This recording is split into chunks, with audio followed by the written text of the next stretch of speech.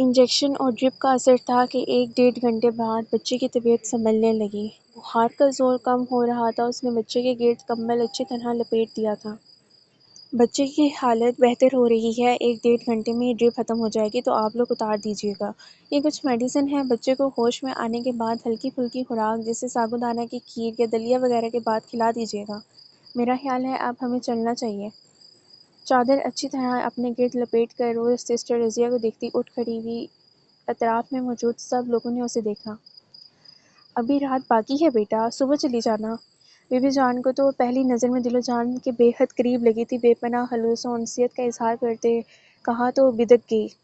جی نہیں شکریہ، میں بس بچے کی وجہ سے آ گئی تھی، اب میرا کام ختم ہو گیا ہے، بچے کی حالت صبح تک بہتر ہو جائے گی، براہ مہربانی آپ ہمیں واپس چھوڑ آئیں۔ اس نے سب کو جواب دے کر بازل خان کو دیکھا، وہ فوراً کھڑا ہو گیا۔ صبح ہونے میں چند گھنٹے ہیں، آپ رک جاؤ بچے، صبح ہم چھوڑ آئیں گے۔ بابا صاحب نے بھی کہا تو وہ لب بھینچ گئی اور بڑی تلخ نگاہ بازل خان پر ڈالی۔ میرا خیال ہے میں انہیں چھوڑ آتا ہوں۔ اس سے پہلے کہ وہ نفرت کا اظہار برملا کرتی اور بازل خان کا رہا سہا برہم بھی تباہ ہوتا، اس نے فوراً منظر سے غائب ہو جانے میں ہی عافیت سمجھی تھی۔ آئیں پلیز، وہ کہہ کر کمرے سے نکل گیا۔ وہ بھی سب کو اللہ حافظ کہتے سسٹر رضیہ کے ہمراہ وہاں سے نکل آئی تھی۔ تھکن ہو رہی تھی، وہ تھکے تھکے قدم اٹھاتی اپنے کمرے میں لوٹی تو سامنے ہی بازل خان کی حویلی کی خواتین کو دیکھ کر حیران ہوئی تھی۔ ان کے ساتھ بچہ بھی تھا، یہ لوگ شاید بچے کو دکھانے لائی تھیں۔ آپ؟ وہ رک گئی تھی۔ السلام علیکم، دونوں نے کھڑے ہو کر کہا تو وہ سر کے اشارے سے جواب دیتی اپنی کرسی پر آ بیٹھی تھی۔ پلیز بیٹھیے۔ وہ دونوں بیٹھ گئی تھیں۔ جی فرمائیے۔ رات کے برعکس اس وقت اس کا لہجہ قطعی مختلف اور پروفیشنل تھا۔ بچہ شائستہ بھابھی کے بازوؤں میں تھا۔ ہم انیک کو دکھانے لائے ہیں، یہ اب بہت بہتر ہے، ہم کبھی خود ہسپتال نہیں گئے، مگر تم نے جس طرح رات گئے حویلی آ کر ہم پر احسان کیا تھا تو ہمیں خود ہی آنا پڑا۔ بی بی جان نے کہا تو وہ شرمندہ سی ہو گئی، خود ہی اٹھ کر بچے کو بازوؤں میں لے لیا۔ میرے آنے کے بعد زیادہ مسئلہ تو نہیں ہوا تھا، طبیعت ٹھیک رہی تھی نا؟ بچے کے مرجھائے ہوئے وجود کو بازوؤں میں لیے قدرے لگاؤ سے پوچھا۔ نہیں، تمہاری دوائی نے بڑا اثر دکھایا ہے، اس کا باپ بڑا پریشان ہے رات بھر، اب بھی وہی ہمیں چھوڑ کر گیا ہے۔ بچے کو ابھی بھی بخار تھا مگر رات والی کیفیت نہ تھی۔ ہاں، بچے پر بخار کے بعد والی کمزوری غالب تھی جو بچے کو ابھی بھی نڈھال کیے ہوئے تھی۔ بچہ بہت پیارا اور معصوم تھا، اس کا دل خود بخود ہی اس کی طرف مائل ہو گیا۔ یہ اب ٹھیک ہے، ویکنس ہو گئی ہے، یہ میڈیسن منگوا لیں، یہاں سے دستیاب نہیں ہے، شہر سے مل جائیں گی، کمزوری ختم ہو جائے گی۔ ساتھ ساتھ بچے کی ڈائٹ کا خیال رکھیں، چند دن تو پرہیزی کھانا کھلائیں، اس کے بعد بچے کی عمر کے مطابق کچھ بھی کھلا سکتی ہیں۔ ایک بازو میں بچے کو اٹھائے، دوسرے ہاتھ سے ٹیبل کے پاس آ کر وہ قلم سے پیڈ پر لکھتے شائستہ کو ہدایات بھی دے رہی تھی۔ تبھی بازل خان دروازہ کھول کر اندر داخل ہوا تھا۔ وہ فوراً متوجہ ہوئی، اس کے چہرے کے زاویے بگڑے تھے، جبکہ دونوں خواتین مسکرائی تھیں۔ اچھا ہوا تم آ گئے، ہم فارغ ہی ہیں۔ ربدہ کے چہرے پر وہی کرختگی چھا گئی۔ ڈاکٹر، پریشانی والی اب کوئی بات تو نہیں، یہ اب ٹھیک ہے نا؟ اس کے چہرے کے تاثرات کو یکسر نظر انداز کیے وہ پوچھ رہا تھا۔ ربدہ نے اس پر ایک کٹیلی نگاہ ڈال کر بچے کو شائستہ کی طرف بڑھا دیا تھا۔ نہیں، چلیں۔ اس کے تاثرات سے گھبرا کر بازل خان نے دونوں خواتین کو دیکھا، تبھی ربدہ نے دیکھا، بی بی جان اور شائستہ دونوں نے ایک دوسرے کو اشارہ کیا۔ تبھی شائستہ نے زمین پر پڑا شاپنگ بیگ اٹھا کر بی بی جان کو تھما دیا۔ ہم یہ تمہارے لیے لائے ہیں، اصولی طور پر تو ہمیں چاہیے تھا کہ تم کو باقاعدہ حویلی میں دعوت پر بلاتے، تم ہمارے علاقے کی لیڈی ڈاکٹر ہو، ہماری مہمان ہو، ہم نے ایک دفعہ پیغام بھی بھیجا تھا مگر تم نے انکار کر دیا۔ کل رات جس طرح تم نے ہمارے بیٹے کا خیال رکھا گویا ہمیں خرید بھی لیا ہے۔ سرکاری ڈاکٹر تو آتے رہتے ہیں مگر کبھی کسی نے تمہاری طرح مریضوں کا خیال نہیں رکھا، یہ ہماری طرف سے ایک حقیر سا تحفہ ہے۔ بازل پتر کہہ رہا تھا کہ تمہیں حویلی آنا پسند نہیں تو ہم خود ہی آ گئے۔ بی بی جان نے وہ شاپر ٹیبل پر رکھ دیا۔ آئی ایم سوری، میں یہ تحفہ نہیں لے سکتی، اور جان بچانے والی اللہ تعالیٰ کی ذات ہے، میں کون اور میری اوقات کیا ہے، اور نہ ہی میں نے کسی تحفے کے لالچ میں آدھی رات کو آپ کی حویلی کا چکر لگایا تھا۔ تلخ لہجے میں کہتے اس نے بازل خان کو دیکھا، وہ بالکل خاموش تھا۔ ہم نے ایسا کب کہا بیٹا، یہ تحفہ ہے، ہم اپنی خوشی اور محبت سے تحفہ دے رہے ہیں، یہ ہمارے نبی صلی اللہ علیہ وآلہ وسلم کی سنت ہے، تحفے سے منہ نہیں موڑتے بیٹا۔ بی بی جان نے اس کی تلخی کے جواب میں بہت محبت سے کہا تو وہ الجھ گئی۔ مگر آنٹی، بی بی جان نے ہاتھ اٹھا کر روک دیا۔ بی بی جان، میرے بچے اور سب گاؤں والے مجھے بی بی جان کہتے ہیں، تم بھی کہو گی تو ہمیں خوشی ہوگی، ہم تمہیں دعوت پر بلائیں کہ خود لینے آؤں گی، ضرور آنا بیٹا۔ وہ اسے کچھ بھی کہنے سننے کا موقع دیے بغیر اپنی ہی کہہ کر اٹھ کھڑی ہو گئی تھی۔ چلتے ہیں ہم، اللہ تمہیں اس نیکی کا اجر دے گا۔ وہ دعا دے کر چل دی تھی اور وہ جہاں کھڑی تھی وہیں کھڑی رہ گئی تھی۔ عجیب لوگ ہیں، اپنے علاوہ کسی کی پرواہ ہی نہیں گویا۔ قلم زور سے ٹیبل پر پھینک کر خود کرسی پر گر گئی تو نظریں خود بخود سفید شاپر پر جا ٹھہریں۔ کچھ دیر ناگواری سے دیکھتی رہی، پھر شاپر اٹھا کر دیکھنے لگی۔ کوئی گفٹ پیک تھا۔ اس نے ریپر پھاڑا تو اندر سے خاصی قیمتی سرمئی چادر کے علاوہ ایک گرم سوٹ نکلا تھا، ساتھ میں ایک چھوٹی سی مخملی ڈبی تھی۔ اس نے ڈبیا کا ڈھکن کھولا تو اس کے اندر گولڈ کے ٹاپس جلملا رہے تھے۔ وہ ساکت و جامد بیٹھی رہ گئی، نہ جانے ان لوگوں نے اپنے خلوص و محبت کا مظاہرہ کیا تھا یا اپنی امارت و امیری کا آئینہ دکھایا تھا۔ وہ لب بھینچے بیٹھی رہ گئی۔ شارکا کی شادی کر دینے کے بعد ماما کو اب ہر وقت ربدہ کی فکر ستاتی رہتی تھی۔ انہوں نے کئی لوگوں سے ربدہ کے رشتے کی بات کی تھی۔ وہ چاہتی تھیں کہ شارکا وغیرہ کے باہر جانے سے پہلے وہ ربدہ کے فرض سے سبکدوش ہو جائیں۔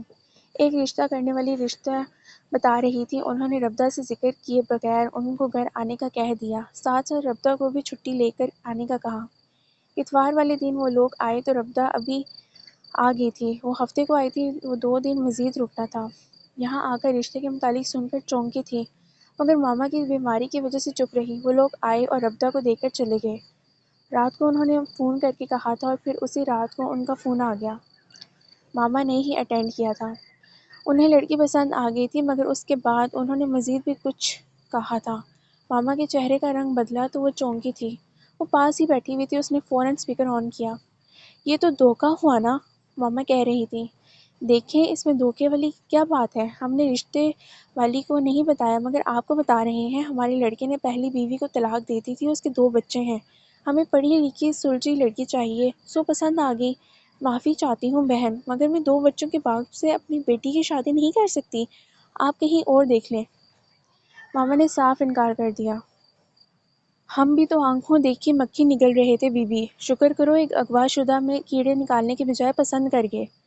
اب ایسی لڑکیوں کو کوئی کنوارا بیاہنے آنے سے رہا، ہمیں بھی لڑکیوں کی کمی نہیں، ہم نے تو سوچا تھا کہ ڈاکٹر ہے، پڑھی لکھی ہے، بچوں کو سنبھال سکتی ہے۔ اس عورت کی زبان چل رہی تھی اور ماما ساکت تھی۔ ربدہ نے بہت غصے سے ان کے ہاتھ سے موبائل لے کر آف کر دیا۔ خبردار، آپ نے آئندہ ایسے کسی سلسلے میں کسی کو گھر بلوایا، ماما میں شادی نہیں کروں گی، یہاں بھی میں آپ کی وجہ سے خاموش رہی، دیکھ لیا لوگوں کا ری ایکشن، میری جیسی لڑکیوں کو لوگ ایسے ہی ٹریٹ کرتے ہیں۔ تمہارا اس میں کیا قصور؟ شارکا کی شادی کے بعد کتنا ارمان ہے کہ تمہیں بھی رخصت کر دوں، مگر وہ چپ رہی، ماما کو ساتھ لگا کر چپ کرواتی رہی۔ وہ جو سارا کے علاوہ کسی بھی دوسری عورت کو سوچنے کا تصور بھی نہیں کر سکتا تھا۔ اب جب بھی آنکھیں بند کرتا، چھن سے ڈاکٹر ربدہ کا غصے سے بھرا چہرہ دل و دماغ میں روشن ہو جاتا۔ اسے اس لڑکی کو یاد کرتے عجیب سا لطف اور سرور حاصل ہو رہا تھا۔ اس کے ہاتھوں کے لمس کی سچائی وہ آج بھی اپنے وجود پر محسوس کر رہا تھا۔ انیک اس کے پاس ہی تھا، وہ سویا تو وہ کمرے سے نکل آیا تھا۔ بی بی جان کے کمرے میں آیا تو وہ شائستہ بھابھی سے باتوں میں مصروف تھیں، وہ خاموشی سے ان کے بستر پر ایک طرف بیٹھ گیا۔ بی بی جان ربدہ کے متعلق ہی باتیں کر رہی تھی، اس کے ضمیر کا بوجھ ایک دم بڑھا تو جیسے سانس لینا بھول گیا۔ وہ ایک دم سیدھا ہوتے بری طرح اپنا سینہ مسلنے لگا۔ کیا بات ہے پتر، طبیعت تو ٹھیک ہے نا؟ بی بی جان ایک دم پریشان ہو گئیں۔ بی بی جان، اس نے اپنی کیفیت سے پریشان ہو کر ان کی گود میں منہ چھپا لیا۔ وہ اتنے عرصے سے ضمیر کی بازگشت کو جھیل ہی رہا تھا، مگر اس کا دل اب کیوں نئے راگ الاپنے لگا تھا۔ اس کے اندر باہر ایک جنگ سی چھڑ گئی تھی، کسی پل اس کو سکون نہیں تھا۔ دن رات اس کے لیے عذاب بن گئے تھے۔ وہ آنکھیں بند کرتا تو ربدہ کا تصور اسے جینے نہیں دیتا، اور آنکھیں کھولتا تو وہ حقیقت بنی اس کے ساتھ تھی، اور ہر قدم اس کے ہسپتال کے سامنے جا کر رکتے تھے۔ وہ بڑی مجروح کیفیت لیے واپس لوٹتا تھا، اتنی ہمت نہ تھی کہ اس کے پاس جا کر ہاتھ جوڑ کر معافی مانگ لیتا۔ کیا بات ہے پتر، تو پریشان ہے؟ پر کیوں؟ اس کے بالوں میں ہاتھ پھیرتے انہوں نے پوچھا تو اس نے اپنی لہو رنگ آنکھیں کھول کر انہیں دیکھا۔ بی بی جان، بہت بوجھ ہے مجھ پر، اپنے ضمیر کا، کسی کی بد دعاؤں کا، کسی کے ساتھ کیے گئے اپنے وحشی پن کا۔ بی بی جان، کیا بتاؤں، میں سخت عذاب میں ہوں، نہ مرنے کا عندیہ مل رہا ہے اور نہ جینے کا بہانہ۔ بی بی جان حیرت زدہ رہ گئی تھی، وہ خود ہی سے ہار گیا تھا۔ وہ بی بی جان کے سامنے ہر بات کہہ کر ہمیشہ ہی شانت ہو جاتا تھا، مگر اب سمجھ نہیں آ رہی تھی کہ اپنے گناہوں کا کیسے اعتراف کرے، کس طرح اظہار کرے۔ ماں صدقے، ایسے کیوں کہہ رہا ہے تو؟ بی بی جان، اگر آپ کو اپنے گناہوں کی تفصیل بتا دوں تو شاید آپ مجھ سے عمر بھر پھر کلام نہ کریں۔ بی بی جان اب حقیقتاً خاصی الجھ گئی تھی۔ بی بی جان، میں ڈاکٹر ربدہ سے شادی کرنا چاہتا ہوں۔ بہت ہمت کرتے اس نے دل پر پڑا ایک بوجھ گرا دیا تھا، اور بی بی جان حیرت زدہ رہ گئی تھی۔ وہ جو سارہ کو بے انتہا چاہتا تھا، سارہ کی وفات نے اسے جنونی اور وحشی بنا دیا تھا۔ وہ جو سارہ کی وفات کے بعد انتقام میں اپنی اولاد تک کو بھول چکا تھا، اب شادی کرنے کا کہہ رہا تھا، اور کس سے؟ ڈاکٹر ربدہ سے۔ وہ حیرت زدہ تھی۔ بازل، انہوں نے کسی انہونی کے خوف سے دہل کر پکارا۔ کچھ نہ پوچھے بی بی، کچھ بھی نہیں، میرے دل پر بہت بوجھ ہے، بہت زیادہ گنہگار ہوں میں اس لڑکی کا، بہت ظلم کیے ہیں میں نے اس پر، اور بہت کچھ چھپایا ہے میں نے آپ سے۔ بی بی جان خاموشی سے دیکھ رہی تھی۔ میرے ضمیر پر اتنا بوجھ ہے کہ اب سانس لینا بھی دشوار لگتا ہے، مجھے ربدہ چاہیے بی بی جان، ورنہ نہ جانے میں کیا کر بیٹھوں۔ وہ اپنی لگائی آگ میں جل رہا تھا۔ تو نے کیا کیا ہے بازل؟ مجھے بتا، کیا کیا ہے تو نے اس کے ساتھ؟ بی بی جان سخت ہراساں ہو گئی تھی۔ یوں سمجھیں، آپ کا بیٹا بہت بڑا گنہگار ہے، اپنے اوپر لگے بہتان نے مجھے پاگل جنونی بنا ڈالا تھا، اور تب میں نے اس لڑکی کو سزا دینا چاہی تھی بی بی جان، میں نے اسے اغوا کروا لیا تھا۔ وہ ہار گیا تھا اپنی ضمیر کی عدالت کے سامنے۔ بازل! اور بی بی جان منہ پر ہاتھ رکھے مسلسل آنسو بہا رہی تھی۔ وہ بول رہا تھا، تمام کہانی سنا رہا تھا۔ انہیں یقین ہی نہیں آ رہا تھا کہ بازل یہ سب کچھ کر سکتا ہے۔ وہ آہستہ آہستہ اپنا ایک ظلم گنوا رہا تھا، اپنے تمام گناہ بیان کر رہا تھا، اور بی بی جان ان کے وجود سے جیسے جان نکلتی جا رہی تھی۔ بازل خاموش ہوا تو ان کا ناتواں ہاتھ بڑے بھرپور انداز میں اس کے رخسار پر لگا تھا۔ بازل، تم نے اتنا بڑا ظلم کیا، مجھے شرم آ رہی ہے اپنی ذات سے ہی کہ میری تربیت ایسی نہ تھی۔ وہ اسے تھپڑ مارنے کے بعد شدت سے رو رہی تھی۔ اس نے ان کے ہاتھ تھام لیے تھے۔ وہ اس وقت گھر میں تنہا تھا۔ شارکا اور سرفراز آج کل سیر کے لیے اسلام آباد کی طرف نکلے ہوئے تھے۔ لڑکے دونوں اسکول گئے تھے۔ وہ چاہتی تھیں کہ جلد سے جلد یہ سارا سلسلہ نمٹ جائے تو وہ اپنے بچوں کو لے کر یہاں سے چلی جائیں۔ انہیں سب سے زیادہ ربدہ کے مستقبل کی فکر تھی۔ یہاں جہاں بھی رشتے کی بات چلاتی تھیں، لوگ اس کے اغوا کا سن کر دوبارہ بات نہیں کرتے تھے۔ دوسرے ملک جا کر اجنبی لوگوں میں بھلا کس کو ربدہ کے ماضی سے سروکار ہوگا؟ وہ اپنی بیٹی کو اس گھر میں آباد دیکھنا چاہتی تھی، سو وہ باہر جانے کا فیصلہ کر کے مطمئن تھی۔ وہ گھر کے کاموں سے فارغ ہو کر بیٹھی تو کال بیل ہوئی۔ انہوں نے دروازہ کھولا تو شمسا کا چوکیدار کھڑا تھا، اس کے ساتھ دو نوجوان اور ایک خاصی ادیڑ عمر خاتون تھی۔ یہ لوگ آپ سے ملنے آئے ہیں۔ یہ لوگ ان کے لیے اجنبی تھے۔ چوکیدار کے کہنے پر وہ اسے جانے کا کہہ کر انہیں لے کر اندر آ گئی تھی۔ معذرت چاہتی ہوں، میں نے آپ لوگوں کو پہچانا نہیں۔ ان کو صوفے پر بٹھا کر خود بھی سامنے ٹک گئی تھی۔ سامنے بیٹھی خاتون اٹھ کر ان کے پاس آ بیٹھی تھی اور پھر ان کے ہاتھ تھام کر کہنے لگی، آپ ہمیں نہیں جانتی، مگر ہم آپ کو جانتے ہیں، میں آپ کو سب بتاتی ہوں۔ وہ الجھ کر کبھی ان خاتون کو اور کبھی اپنے سامنے بیٹھے دونوں نوجوانوں کو دیکھ رہی تھی۔ وہ قطعی سمجھ نہیں پا رہی تھی کہ یہ کون لوگ ہیں اور ان سے ملنے کیوں آئے ہیں۔ یہ آفیسر جمشید ہیں، پولیس آفیسر ہیں۔ یہ میرا بیٹا بازل خان ہے اور میں اس کی والدہ۔ انہوں نے تعارف کروایا تھا۔ ہم آپ کی بیٹی ڈاکٹر ربدہ کے سلسلے میں آئے ہیں، اس کے اغوا کے متعلق کچھ بتانا چاہتے ہیں، وہ کہہ رہی تھی، اور انہوں نے ایک دم خوفزدہ ہو کر اپنے سینے پر ہاتھ رکھ لیا۔ ایک دفعہ پھر ربدہ کے اغوا کی کہانی دہرائی جا رہی تھی۔ وہ بے یقینی سے ان خاتون کو دیکھ رہی تھیں۔ یہ بازل خان ہے، میرا بیٹا، آپ کا حقیقی اور اصلی مجرم۔ انہوں نے چونک کر سامنے سر جھکائے خوش شکل اور خوش لباس نوجوان کو دیکھا۔ وہ کہیں سے بھی مجرم نہیں لگتا تھا۔ آئیے میں آپ کو سب بتاتی ہوں، پھر باقی فیصلہ آپ پر ہوگا۔ ان کا ہاتھ تھام کر لڑکے کی والدہ آہستہ آہستہ ربدہ کے اغوا کی اصل کہانی سے پردہ اٹھانے لگی تھی، اور وہ خوفزدہ دل بیگی آنکھیں لیے سب سننے پر مجبور تھیں۔ وہ ہسپتال میں اپنے کمرے میں آئی تھی۔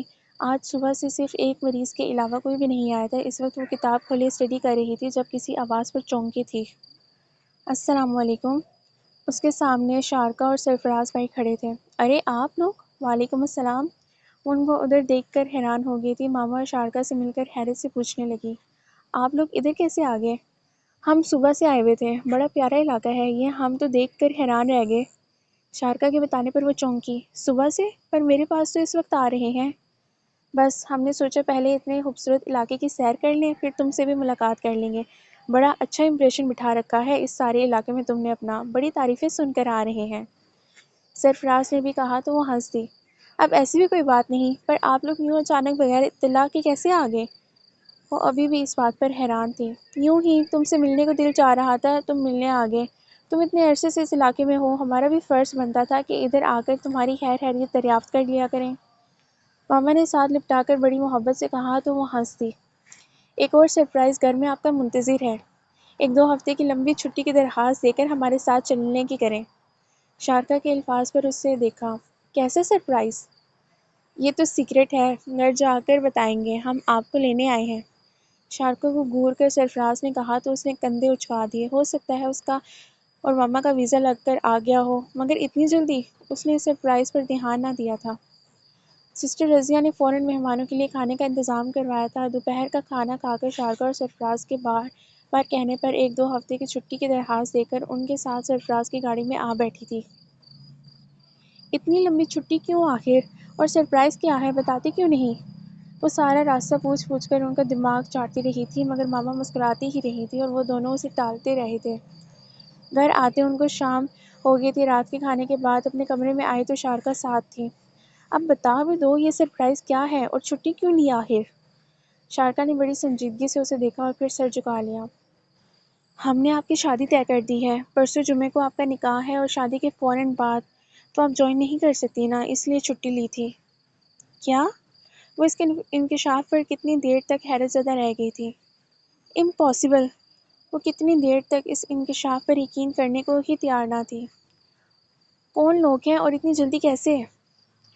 ماما کی کوئی پرانی دوست ہیں، عرصے بعد ماما سے ہفتے پہلے ان کی ملاقات ہوئی تھی۔ ان کا بیٹا ہے، علی نام کا ہے، اس کا ابراڈ سے تعلیم یافتہ ہے، اچھا اور سلجھا ہوا لڑکا ہے، ہم مل چکے ہیں اس سے۔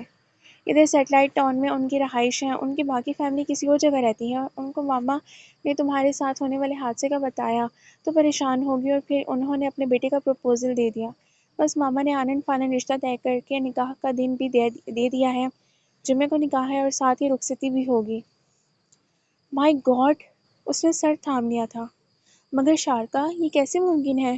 وہ لوگ مجھے کیسے قبول کر سکتے ہیں؟ اور ماما وہ تو ہے ہی سدا کی نرم دل اور معصوم عورت، کوئی فراڈ نہ ہو۔ اتنی جلدی کیسے یہ سب سیٹل ہو گیا؟ I don't believe it. اور وہ کون خاتون ہے جو ماما کی دوست ہیں اور ہم بے خبر ہیں؟ شارکا جانتی تھی کہ وہ اتنی جلدی اور آسانی سے نہیں مانے گی۔ میں ماما کو بھیجتی ہوں، وہ خود ہی تمہیں سب سمجھا دیں گی۔ وہ اٹھ کر چلی گئی اور پھر ماما نے آ کر یہی کہانی دہرائی تھی۔ بٹ ماما، یہ کیسے ممکن ہے؟ یہ میری ساری زندگی کا سوال ہے، اگر کوئی فراڈ نکلا تو؟ اور اتنی جلدی؟ ماما کی ساری بات سن کر اس نے پھر وہی کچھ کہا تھا۔ بیٹا، میں بے شک تمہارے جتنا علم نہیں رکھتی، مگر میں نے بھی اسی معاشرے میں زندگی گزاری ہے، اچھے اور برے کی تھوڑی بہت پہچان تو ہے ہی مجھے۔ کیا تمہیں مجھ پر یقین نہیں؟ کیا میں تمہیں کسی ایسے اندھے کنویں میں اپنے ہاتھوں سے دھکا دے سکتی ہوں؟ وہ ماما کے الفاظ سے الجھ گئی تھی۔ بے فکر رہو بیٹا، تم نے اپنے اغوا کے بعد اپنا فیصلہ اللہ پر چھوڑ دیا تھا، تو دیکھو اس نے کیسی راہ نکالی ہے، اب بھی اس پر چھوڑ کر مطمئن ہو جاؤ۔ میں نے آنکھیں بند کر کے کسی پر اعتماد نہیں کیا، سرفراز کے ذریعے ہر طرح کی چھان بین کروا کر تبھی اتنا بڑا فیصلہ کیا ہے۔ وہ لب سی گئی تھی۔ اپنی ماما پر بھروسہ رکھو بیٹا۔ ماما نے اس کی پیشانی چوم کر محبت سے کہا تو وہ گہرا سانس فضا میں خارج کرتے اللہ کے ہاتھ میں تمام معاملات سونپے ریلیکس ہو گئی تھی۔ جس قدر عجلت میں یہ سارا معاملہ طے ہوا تھا، نکاح والے دن شارکا اسے پارلر لے گئی تھی۔ دلہن کے روپ میں وہ اس قدر پیاری لگ رہی تھی کہ پہچاننا مشکل ہو رہا تھا۔ شمسا اور آنٹی ہر معاملے میں پیش تھیں۔ نکاح کی ساری تقریب ان کے گھر کے اندر تھی۔ نکاح کے وقت وہ بہت کنفیوز تھی۔ سرفراز بھائی، ماما اور صوبان کے پاس نکاح کا رجسٹر لے کر آئے تھے۔ یہ وقت شاید ہر لڑکی پر بہت بھاری ہوتا ہے۔ سرفراز بھائی کی نشاندہی پر بغیر کچھ دیکھے والے آنکھوں میں آنسوؤں کا سمندر لیے جہاں جہاں انگلی رکھتے گئے وہ دستخط کرتے گئے۔ نکاح کے بعد بھی اسے اس طرح کمرے میں بیٹھے رہنے دیا تھا۔ پتہ نہیں سب لوگ اسے بہت عجیب سا لگ رہا تھا یا تھا ہی عجیب۔ جو جو وقت گزر رہا تھا اسے اپنے اعصاب سخت کشیدگی کی زد میں آتے محسوس ہو رہے تھے۔ رخصتی کا شور بلند ہوا تو ایک بڑی سی چادر اس کے اوپر ڈال کر شارکا، ماما، نعمان اور صوبان کے گھیرے میں اسے باہر لے جایا گیا۔ رخصتی کے وقت ماما، شارکا، نومی، شمسا سب ہی شدت سے رو رہے تھے اور وہ خود بھی میک اپ کی پرواہ کیے بغیر پھوٹ پھوٹ کر رو رہی تھی۔ آپ فکر نہ کریں، میرے وعدے پر یقین رکھیں، میں اسے بیٹی بنا کر ہی لے کے جا رہی ہوں اور بیٹی بنا کر ہی رکھوں گی۔ آپ نے مجھ پر اعتبار کیا ہے تو کبھی مایوس نہیں کروں گی۔ ماما سے جدا کرتے دو ہاتھوں نے اسے اپنے بازوؤں میں سمیٹ لیا تھا اور وہ روتی دھوتی ربدہ فائق ایک نامعلوم سفر کے لیے روانہ ہو گئی تھی، پیچھے سب کو روتا چھوڑ کر۔ رونے سے اس کی حالت اور میک اپ دونوں ہی خاصا خراب ہو چکا تھا۔ رات کا فنکشن تھا، نہ جانے وہ اسے کہاں لے کر آئے تھے۔ اسے بس یہی لگ رہا تھا کہ ایک طویل لمبا سفر طے کر کے وہ اس آرام دہ کمرے میں پہنچی تھی۔ سارا راستہ وہ لمبا سا گھونگھٹ لیے بیٹھی رہی تھی اور گاڑی سے اترتے ہی کئی ہاتھوں نے اسے سہارا دیے اسے لمبے گھونگھٹ میں بستر پر بٹھایا تھا۔ ویڈیو نہ ہی تصویروں کا شور۔ کچھ دیر بعد ایک لڑکی اندر آ کر اس کا میک اپ درست کر گئی تھی۔ وہ کچھ پرسکون ہو کر بیٹھ گئی تھی۔ کچھ ٹائم بعد وہ چونکی۔ اس کے پاس گھر کے مکینوں میں سے کوئی نہیں آیا تھا، نہ ہی کوئی رسم نبھائی گئی تھی اور نہ ہی عام دلہنوں کی مانند تواضع کی گئی تھی۔ کمرہ اچھا خاصا کھلا اور کشادہ تھا، بڑی خوبصورتی سے ڈیکوریٹ کیا ہوا تھا۔ بستر پر اور فرش پر پھولوں کی سجاوٹ کی گئی تھی۔ اس نے سر بیڈ کے کراؤن سے ٹکا کر کمبل اپنے اوپر ڈال لیا۔ یہ سردی کا موسم تھا اور اس کمرے میں ہیٹر آن ہونے کے باوجود سردی محسوس ہو رہی تھی۔ اطراف میں دیکھتے ہوئے ڈریسنگ کے شیشے سے جھانکتے اپنے عکس کو دیکھ کر چونکی۔ کیا یہ میں ہوں؟ سبھی اس کی بے پناہ تعریفیں کر رہے تھے۔ اسی سمے اسے اپنا آپ بہت دل فریب اور پیارا لگا تھا۔ اس نے آج تک سادگی کو ہی ملحوظ خاطر رکھا۔ زندگی میں پہلی بار اتنا سجی سنوری تھی، بقول شارکا کے کہ سسرال کے آئے زیور اور لباس کا کمال ہے سارا، روپ کیوں نہ آتا آخر؟ پتہ نہیں اس کا شریک سفر کس مزاج اور عادات کا مالک ہوگا۔ کمرے کی سجاوٹ دیکھ کر تو وہ اس کے ذوق کا اندازہ لگا ہی چکی تھی، مگر وہ خود کیسا ہوگا وہ اندر سے سخت گھبرائی ہوئی تھی۔ تبھی دروازے پر ہلکا سا کھٹکا ہوا تو وہ جہاں تھی وہیں تھم گئی۔ دروازے کی نوب گھما کر آنے والے کے تصور سے ہی اس کا سر جھک گیا تھا۔ پورے بدن پر ایک معصوم سی کپکپاہٹ طاری ہو گئی تھی۔ اس قدر روایتی ماحول میں اس کا روایتی انداز تھا۔ ربدہ! آنے والے نے سرگوشی میں پکارا تھا۔ وہ اندر کی آوازوں سے نبرد آزما اس کی پکار ہی نہ سن پائی تھی۔ بس سر مزید جھک گیا تھا، آنکھیں خود بخود حیا کے بوجھ سے بند ہو گئی تھیں۔ آنے والا اس کے بے حد قریب اس کے پاس بیٹھ چکا تھا۔ اس نے ایک استحقاق بھری نگاہ اپنے نام پر پور پور سجے اس وجود پر ڈالی جس کا سارا وجود آنے والے لمحے کے تصور سے ہی لرز رہا تھا۔ بازلحان مبہوت سا اسے دیکھے جا رہا تھا۔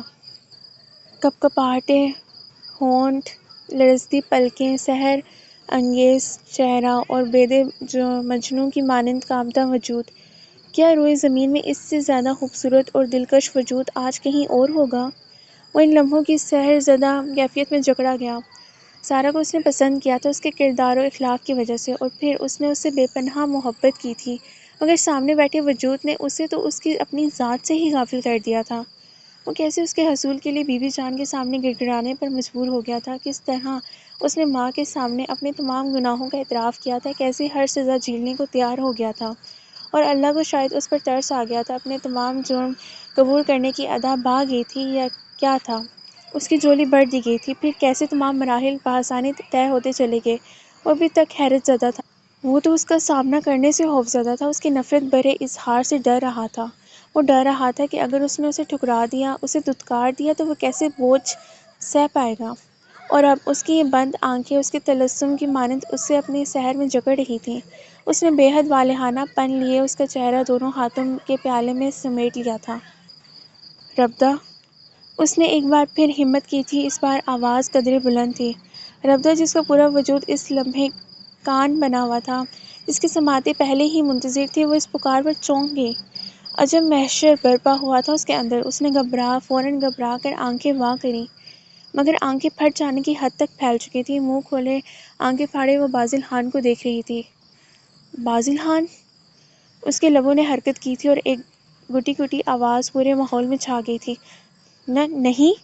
وہ بے یقین تھی۔ ربدہ! اس کے تاثرات سے ڈر کر بازل خان نے فوراً پکارا تھا۔ وہ جیسے ہوش میں آ گئی، اس کے ہاتھوں کو فوراً جھٹک دیا تھا۔ تم؟ وہ جو دھتکارے جانے سے ڈر رہا تھا، اس لمحے اس کی آنکھوں میں وہی نفرت دیکھ رہا تھا۔ کیوں آئے ہو تم یہاں؟ اگلے ہی پل وہ خوفزدہ ہو کر پوچھ رہی تھی۔ وہ شاید اسے اس پل یہاں قبول نہیں کر پا رہی تھی۔ ربدہ! اس نے پھر پکارا تو وہ چیخ اٹھی۔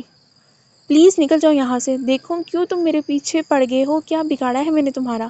پلیز چلے جاؤ یہاں سے۔ ابھی میرا شوہر آ گیا تو… وہ بازل خان کی موجودگی کو کسی اور ہی رنگ میں لے رہی تھی، ایک دم رو پڑی۔ ربدہ! یہاں کسی کو نہیں آنا۔ تم یہاں صرف میرے لیے آئی ہو، یہاں صرف مجھے ہی آنا تھا۔ وہ پل میں اس کی کیفیت سمجھا تھا۔ اس کے الفاظ نے گویا ربدہ کے حواس پر بم پھوڑا تھا۔ وہ ایک دم نفی میں سر ہلا گئی۔ نہیں، جھوٹ ہے یہ۔ اس کا نام علی تھا۔ شارکا اور ماما نے اس کا نام علی بتایا تھا۔ میرا مکمل نام بازل علی خان ہے۔ یہی میرا پیپر نیم ہے۔ تمہاری فیملی نے تمہارے انکار کے خوف سے میرا مکمل نام نہیں بتایا تھا۔ نکاح نامے پر بھی میرا یہی نام درج تھا۔ تم نے شاید غور نہیں کیا۔ انکشاف کا یہ بام پہلے سے زیادہ تکلیف دہ تھا۔ نہیں؟ وہ ہونٹوں پر ہاتھ رکھے گنگ سی رہ گئی۔ اسے ساری دنیا جھوٹ بول سکتی تھی، اسے دھوکہ دے سکتی تھی، مگر اس کی فیملی نہیں۔ میں سچ کہہ رہا ہوں۔ بی بی جان تمہاری والدہ سے ملی اور پھر ان کو ساری حقیقت بتائی، اغوا سے لے کر اب تک کی ساری باتیں اور اصل وجہ بھی۔ انہوں نے مجھے معاف کر دیا تو بی بی جان نے تمہارا رشتہ مانگا۔ پھر انہوں نے چند دن بعد تمہاری بہن اور بہنوئی سے بات چیت کر کے ہمیں ہاں کہہ دی تھی۔ 2 دن پہلے تمہاری والدہ اور بہنوئی یہاں آ کر سارے علاقے والوں سے ملنے کے بعد شادی بلکہ نکاح کی تاریخ طے کر گئے تھے۔ بس تم سے چھپایا کہ تم انکار نہ کرو، اور ہمیں بھی کہہ دیا کہ شادی تک تم سے حقیقت بیان نہ کی جائے۔ شادی کے بعد تم خود ہی جب حقیقت جان جاؤ گے تو سب ٹھیک ہو جائے گا۔ اوہ میرے اللہ! وہ ایک دم بستر سے اتر آئی تھی۔ اتنا بڑا جھوٹ! اتنا بڑا دھوکہ! وہ پھوٹ پھوٹ کر روئی۔ تم لوگ اتنے گھٹیا ہو، میں سوچ بھی نہیں سکتی تھی۔ تم نے پہلے جو کچھ بھی کیا، میں چاہتی تھی تو تمہارے خلاف کیا کچھ نہیں کر سکتی، مگر میں زبان سیکھ گئی تھی، اور اب اتنا بڑا دھوکہ! تمہیں اس دنیا میں کوئی اور نہ ملی برباد کرنے کے لیے؟ بے دردی سے گجرے نوچ کر اس نے قالین پر پھینکے اپنے دونوں ہاتھوں کو زیور سے آزاد کیا تھا۔ ربدہ ادھر بیٹھو، پلیز میری بات سنو۔ ایک دفعہ تم ساری حقیقت جان لو، پھر تم جو بھی فیصلہ کرو گی میں ماننے کو تیار ہوں گا۔ اس کے اس ریئیکشن پر بازل خان نے آگے بڑھ کر کہتے ہوئے اس کی کلائی تھامنا چاہی، مگر ربدہ نے پوری طرح اس کے بڑھے ہوئے ہاتھ کو جھٹکتے اسے پیچھے دھکیل دیا تھا۔ خبردار مجھے ہاتھ بھی لگایا تو ایک قدم بھی اب میری طرف مت بڑھانا، ورنہ کھڑے کھڑے اپنی جان دے دوں گی یا تمہاری لے لوں گی۔ وہ 2 دھاری تلوار بنی کھڑی تھی۔ اس کی کیفیت بڑی غضبناک تھی۔ وہ گمسم سا رہ گیا، گویا وہ جیتی بازی ہار گیا تھا۔ وہیں کھڑے کھڑے اس نے ایک ایک زیور نوچا تھا، ہر چیز بستر پر پھینکی تھی، پھر نفرت بھری نظروں سے بازل خان کو دیکھتے اپنے آنسو صاف کیے تھے۔ میں اب یہاں ایک پل بھی نہیں رکوں گی۔ میرے ساتھ دھوکہ کیا ہے تم لوگوں نے۔ نفرت کرتی ہوں میں تم سے، شدید نفرت۔ نفرت ہے مجھے تمہارے گھٹیا پن سے، تمہاری کمینگی سے۔ مجھے ابھی اور اسی وقت واپس جانا ہے۔ وہ زہر اگل رہی تھی اور بازل خان کو لگا وہ مزید ضبط نہ کر سکے گا۔ پلیز ربدہ اسٹاپ اٹ، یوں جذباتی مت ہو۔ پہلے میری بات سنو، حقیقت جان لو۔ میں پہلے بھی کہہ چکا ہوں، حقیقت جان لو، پھر جو بھی فیصلہ کرو گے مجھے قبول ہوگا۔ مجھے تمہارا مزید کوئی جھوٹ نہیں سننا۔ مجھے ایک بات یاد ہے، تم میرے مجرم ہو، بے قصور مجھے اغوا کرنے والے، میرے باپ کے قاتل، میری فیملی کی بربادی کے ذمہ دار بے حس بے ضمیر انسان ہو بس۔ وہ قالین پر بیٹھ کر رو رہی تھی۔ میں نے جتنی تم سے نفرت کی ہے شاید کبھی کسی وجود سے کی ہے۔ میں نے اللہ سے اپنے برباد کرنے والے کی بربادی اور موت کی دعائیں مانگی تھی، کتنا روئی تھی تمہارے سامنے، تم سے رحم کی بھیک مانگی، مگر تم کو مجھ پر ترس نہ آیا۔ میں نے تو اللہ سے انصاف کی بھیک مانگی تھی، اور اللہ نے میرے ساتھ کیا کیا؟ دنیا کا سب سے قابل نفرت، گھٹیا، ذلیل اور ضمیر فروش انسان عمر بھر کے لیے میرے مقدر میں لکھ دیا۔ وہ اس کے الفاظ پر ایسے چپ چاپ کھڑا دیکھ رہا تھا، تبھی وہ تیزی سے اٹھی اور بغیر اس کی طرف دیکھے دروازے کی طرف بڑھ گئی تھی۔ اس وقت اسے رات کے اس پہر کسی کی پرواہ نہ تھی، اپنی نہ ہی بازل خان کی۔ اتنی دیر سے خود پر کنٹرول کرتا بازل خان حقیقتاً صورتحال بگڑنے کے خدشے سے چونک کر سیدھا ہوا تھا۔ ربدہ ایک منٹ، کہاں جا رہی ہو تم؟ وہ ایک دم اس کی راہ میں حائل ہوا تھا۔ ربدہ نے اپنا راستہ روکے جانے پر اسے آتشی نظروں سے گھورا۔ آنکھوں میں سوائے نفرت کے جذبات کے کچھ بھی نہ تھا۔ تمہاری بیوی جان سے یہ پوچھے کہ دعوے تو بڑے بڑے کر کے وہ لائی تھی، مگر ایک یتیم بے سہارا لڑکی پر یہ ظلم توڑتے انہیں خوف خدا نہیں آیا؟ اور تمہارے بابا صاحب سے یہ حساب مانگنے جا رہی ہوں کہ اس علاقے میں تو وہ بڑے عامل، منصف مزاج، رحم دل مشہور ہیں، اپنے علاقے سے نکل کر ان کے نظریات کیوں بدل گئے ہیں؟ کیا وہ بھی اپنے بیٹے کے قصور میں برابر کے شریک ہیں؟ بی بی جان تو ساری صورتحال جانتی تھیں، اور انہوں نے اپنی فہم و فراست سے اس معاملے کو صرف اپنی ذات تک محدود رکھتے نہ صرف اسے معاف کیا تھا بلکہ اس کی تمام راہیں صاف کی تھیں۔ بابا صاحب تو سرے سے بے خبر تھے۔ اصل معاملہ تو بی بی جان اور ربدہ کی والدہ اور بہن بھائی کو پتہ تھا، دوسروں سے پوشیدہ ہی رکھا گیا تھا۔ اگر ربدہ اس پر بابا صاحب کے پاس پہنچ گئی، آگے کی صورتحال وہ سمجھ سکتا تھا کہ بابا صاحب نے اس کے ساتھ کیا سلوک کرنا تھا۔ پہلی فرصت میں اسے تمام تعلقات توڑتے انہوں نے اسے حویلی سے نکال دینا تھا، اور کچھ بعید ہی نہ تھا کہ اس کے ظلم کی فہرستیں سننے کے بعد بی بی جان کی بھی شامت آ سکتی تھی، اور اپنی وجہ سے بی بی جان کو وہ کسی عذاب سے دو چار نہیں کر سکتا تھا۔ ربدہ پلیز، بات کو بڑھانے کی ضرورت نہیں۔ بابا صاحب قطعی لا علم ہیں، بلکہ بی بی جان کے علاوہ باقی سب بے خبر ہیں۔ تم کسی سے کچھ نہیں کہو گی، جو بھی معاملہ ہے آرام و سکون سے ادھر بیٹھو، مجھ سے سنو۔ تب بھی تم مطمئن نہیں ہوتی تو تمہارے فیصلے کو مقدم جانوں گا۔ پلیز ربدہ، مجھے تمہارا کوئی جھوٹ نہیں سننا۔ بھلا قاتل بھی کبھی خود کو قاتل کہتا ہے؟ بازل خان نے لب بھینچ لیے۔ تم میری بات نہیں سنو گی؟ وہ ایک دم اس صورتحال سے اکتا گیا، ضج ہو کر پوچھا۔ نہیں۔ اتنا پتھریلا اور سخت انداز تھا کہ وہ چند ثانیے تک اسے صرف دیکھے گیا تھا۔ Okay, as you wish, but تم بابا صاحب یا حویلی میں کسی سے بھی ایک لفظ بھی نہیں کہو گی۔ وہ بھی آخر مرد تھا، کب تک برداشت کرتا، اپنی پرانی جون میں لوٹ گیا تھا۔ وارننگ دیتا انداز تھا۔ میں کیا کہوں گی، انہیں خود تم بتاؤ گے کہ تم کیا کچھ کر چکے ہو۔ میں کل صبح ہی یہاں سے چلی جاؤں گی، یہ یاد رکھو۔ اس کا وہی انداز تھا۔ بازل خان اسے گم سم انداز میں دیکھے گیا، یعنی وہ کچھ بھی سننے سمجھنے کو تیار نہ تھی۔ تم اس وقت یہاں سے چلی جاؤ، میں اس وقت تم سے کوئی بات نہیں کرنا چاہتی، کوئی بات بھی نہیں۔ صبح میں اپنی فیملی والوں کو بلوا لوں گی، پھر جو بات ہوگی وہ تمہارے بابا صاحب اور میرے درمیان ہوگی، سب کے سامنے۔ اس کا انداز قطعی لاتعلق تھا۔ بازل خان کچھ دیر کھڑا اس کے تیور دیکھتا رہا، اور پھر سر ہلا کر کمرے سے باہر نکل گیا۔ وہ کچھ دیر تو کھڑی دیکھتی رہی، پھر دروازہ لاک کر کے قالین پر بیٹھ کر شدت سے رو دی۔ وہ اس وقت سردی جیسے ہر احساس سے بے نیاز ہو کر صرف رو رہی تھی۔ اس نے صبح صبح ماما کو کال کی تھی، اور ماما تو ساری رات ہی نہ سو سکی تھیں۔ اور ربدہ کو اچھی طرح جانتی تھی، انہیں تو رات میں اس کی کال کی توقع تھی۔ ماما، آپ سب نے میرے ساتھ اتنا بڑا ڈرامہ کیا، دھوکے سے اس شخص سے میری شادی کروا دی جس سے میں نفرت کرتی ہوں۔ کیوں کیا آپ نے ایسا؟ ساری دنیا مجھے دھوکہ دے سکتی ہے، مگر آپ نے ایسا کیوں کیا؟ وہ ساری رات روتی رہی تھی، اور اب صبح ہی صبح کال کر لی تھی۔ بیٹا، وہ شخص اتنا برا نہیں ہے جتنا تم سمجھ رہی ہو۔ اس نے تمہیں بتایا نہیں کہ اس نے تمہیں کیوں اغوا کیا تھا؟ جواباً ماما کے الفاظ پر وہ حیرت زدہ رہ گئی تھی۔ ماما اس کی وجہ اس شخص کی فیور کر رہی تھی۔ مجھے کوئی جھوٹی داستان نہیں سننی۔ میرے لیے جاننے کے لیے صرف اتنا ہی کافی ہے کہ وہ میرے باپ کا قاتل ہمیں رسوائیوں میں دھکیلنے والا ہے۔ اس کی وجہ سے ہم گھر سے بے گھر ہوئے ہیں، دوسرے لوگوں کے گھروں میں رہنے پر مجبور ہوئے ہیں۔ اس نے جس کے بھی کہنے پر، جس کے ساتھ بھی مل کر جو بھی کیا، میرے لیے وہ ظالم اور سفاک انسان ہے، جو مجھے رہا کرنے کے بعد مجھے اذیت دیتا رہا، مجھے پل پل مر جانے پر مجبور کرتا رہا۔ بیٹا، اس کی بات تو سن لو پہلے، پھر کوئی فیصلہ کرنا۔ ماما نے صرف یہی کہا تھا۔ مجھے کچھ بھی نہیں سننا، اور مجھے ادھر ہی نہیں رہنا۔ آپ شارکا اور سرفراز آئیں، میں آپ لوگوں کا انتظار کر رہی ہوں، مجھے واپس آنا ہے بس۔ میرا اس شخص کا صرف نفرت کا تعلق ہے، اور کسی تعلق کو میں ایکسیپٹ نہیں کرتی۔ اس کی وہی جذباتیت تھی۔ ایک بات تم میری دھیان سے سنو ربدہ، تمہاری بات سے اندازہ ہوا تم اغوا کرنے والے کے بارے میں جانتی تھی۔ تم نے بے شک دھمکی کے خوف سے پولیس اور لوگوں سے ضرور چھپایا، مگر ہم سے تم نے ایک لفظ نہ کہا۔ اس کے بعد تم اسی شخص کے علاقے میں جاب کرنے لگی، تم نے تب بھی کچھ نہ بتایا، کیوں؟ بیٹا، میں ماں ہوں، اس شخص کی ماں نے، جس نے میرے پاس آ کر میرے ہاتھ تھام کر تمام گناہوں کو قبول کیا، اور اس شخص نے میرے پاؤں تھام کر معافی مانگی۔ اس وقت میں کیا کوئی پتھر بھی ہوتا تو پگھل جاتا۔ میں نے معاف کر دیا۔ رہ گئی تمہارے پاپا کی موت، تو انسان کو اپنے وقت پر ہی مرنا ہے، بے شک بہانہ کچھ بھی بنے۔ وہ ہارٹ اٹیک کا شکار ہوئے تھے، میں بیمار عورت ہوں، وہ شخص تمہاری قدر کرتا ہے، تمہیں عزت کے ساتھ اپنانا چاہتا ہے۔ میں نے اس کی آنکھوں میں تمہارے لیے عزت و احترام دیکھا تھا اور فیصلہ کر لیا تھا۔ اب بھی تم انکار کرتی ہو تو یاد رکھنا، میں تم سے کبھی کوئی بات نہیں کروں گی۔ میں نے آج تک تمہارے ہر فیصلے کو اہمیت دی ہے، ہر معاملے میں تمہاری فہم و فراست کو اولویت دی ہے۔ یہ میرا فیصلہ ہے، تم انکار کرو گی تو مجھ سے کوئی امید نہ رکھنا۔ میں نے بہت عزت اور مان کے ساتھ تمہیں وہاں رخصت کیا ہے۔ اگر تم غصے اور جذباتیت سے وہاں سے نکل بھی آتی ہو تو پھر مجھ سے رابطہ نہیں کرنا بیٹا، میں ماں ہوں، تمہیں کنویں میں نہیں دھکیل سکتی۔ ابھی تم جذباتی ہو رہی ہو مگر وقت فیصلہ کرے گا، میں نے اپنی بیٹی کے لیے دنیا کا سب سے اچھا انسان ڈھونڈا ہے۔ وہ حیرت سے سن رہی تھی، یہ اس کے ماما کے الفاظ سے کیسے دھمکی آمیز انداز تھا۔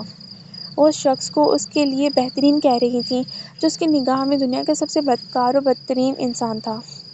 تمہیں اگر میری عزت کا کوئی پاس ہے تو چند دن وہاں رہ کر گزار لو، چند دن بیٹا۔ اگر تب بھی تمہیں لگے کہ وہ لوگ غلط ہیں، وہ شخص غلط ہے، اس کا کردار غلط ہے، تو تم جو بھی فیصلہ کرو گی میں مانوں گی، مگر ابھی نہیں۔ تم ہمیں وہاں دوبارہ آنے کو نہیں کہو گی۔ تم آرام سکون سے وہاں کچھ عرصہ گزارو، اس شخص کو اچھی طرح پرکھو، تب بھی وہ غلط ہوا تو میں خود تمہیں آ کر لے کے جاؤں گی، مگر اس وقت نہیں۔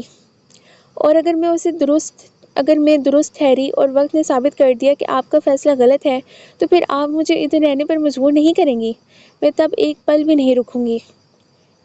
ٹھیک ہے، مگر مجھے یقین ہے تم ساری صورتحال جاننے کے بعد بازل کو انصاف کے ساتھ جسٹیفائی کرتے ہوئے ہمارے فیصلے کو قبول کر لو گی۔ بس کچھ دن انتظار کر لو اور بازل کو سن لو، وہ جو کہتا ہے وہ سنو، وہ غلط نہیں ہے۔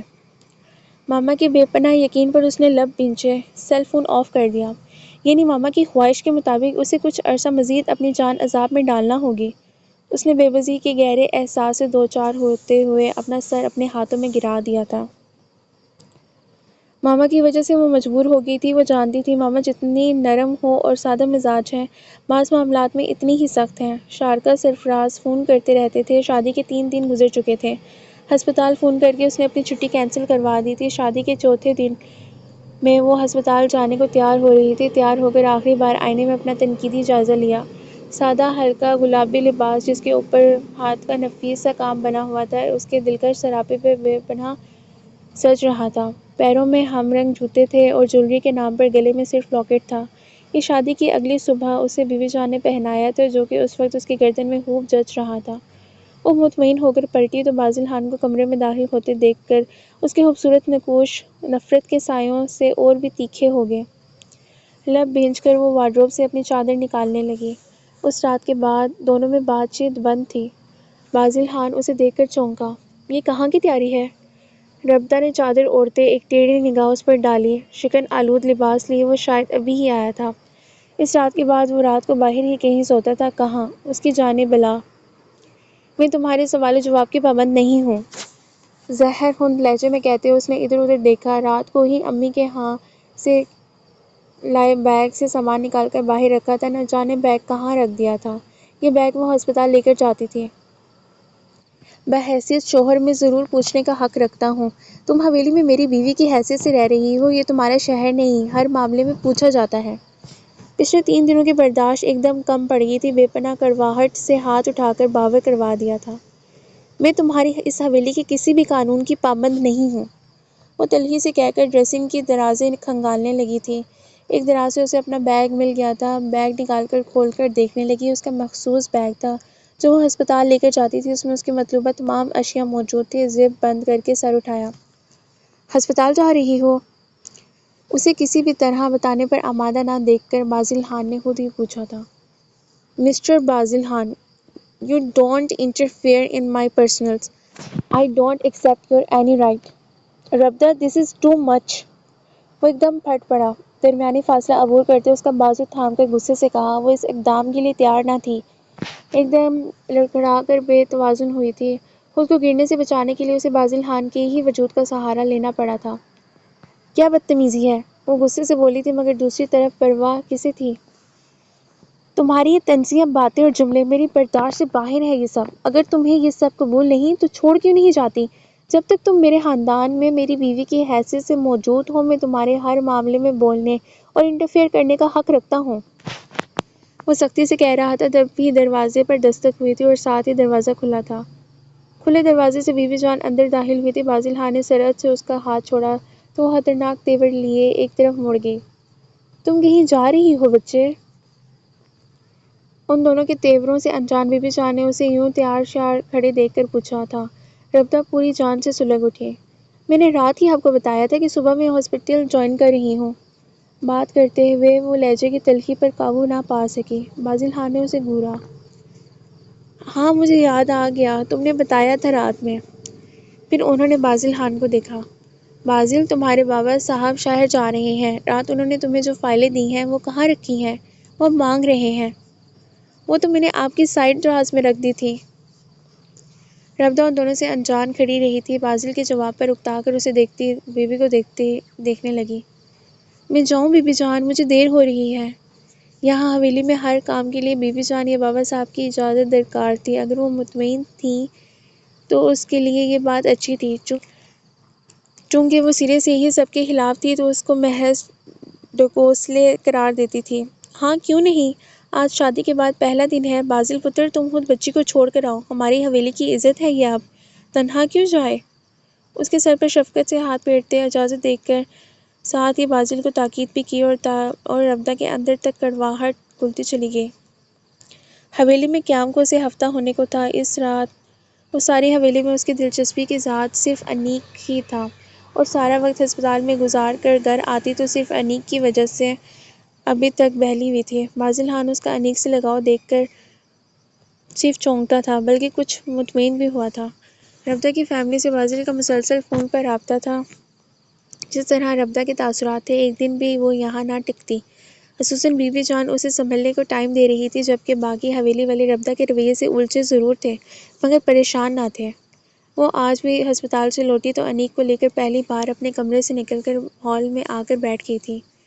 انیک کے گرد مختلف کھلونے بکھرے پڑے تھے، وہ ان سے کھیل رہا تھا۔ بازل خان چند پل کھڑا دونوں کو دیکھے گیا۔